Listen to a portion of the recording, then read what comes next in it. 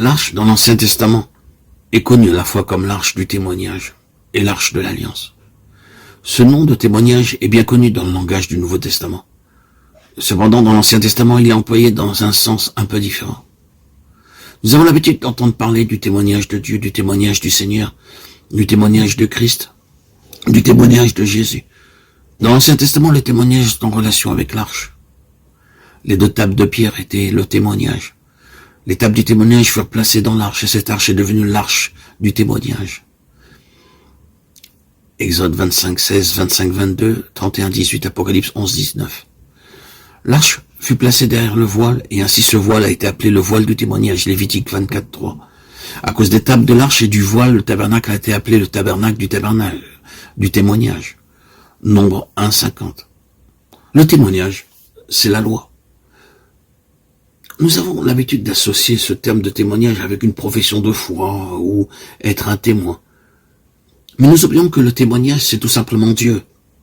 Dans le psaume 119, David déclare qu'il se réjouit d'obéir à Dieu, à ses commandements, ses lois, ses préceptes et ses statuts.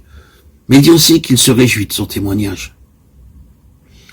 Ce témoignage, c'est le témoignage de la nature de Dieu. Dans un passage, le témoignage est associé à la sainteté de Dieu. C'est par-dessus toute autre chose. Le témoignage que Dieu désire pour son peuple, une sainteté parfaite. Nul ne peut aller vers Dieu sans l'absolu de cette sainteté. Le témoignage de Dieu ne peut se trouver qu'en Christ. Les 2 tables de la loi ne se trouvaient pas ailleurs que dans l'arche. Aucun homme n'a pu faire pleinement la volonté de Dieu. C'est en Jésus-Christ que vous voyez la volonté de Dieu pleinement accomplie. C'est le seul qui ait pu déclarer « Ma satisfaction, c'est la volonté de Dieu ». Les tables dans l'arche étaient le témoignage de Dieu, et non pas mon témoignage. Comment puis-je faire l'expérience d'un tel témoignage? Nous disons que nous sommes des témoins pour Christ. Nous pouvons être témoins en étant unis à Christ, en laissant sa volonté travailler en nous et à travers nous. Nous entrons dans l'expérience de ce témoignage, et ce témoignage devient notre témoignage.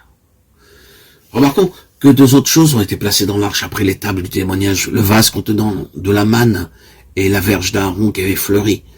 Nombre 17, 4, Hébreux 9, 4, Exode 16, 34. Par ailleurs, il est déclaré que la manne et la verge furent placées devant le témoignage.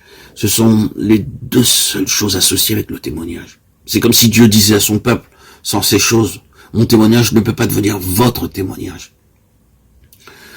Nous voyons dans ces choses l'œuvre subjective de la croix, afin de nous rendre capables d'apporter ce témoignage. Ce témoignage, ce n'est pas ce que nous disons pour lui, mais ce que nous sommes en lui.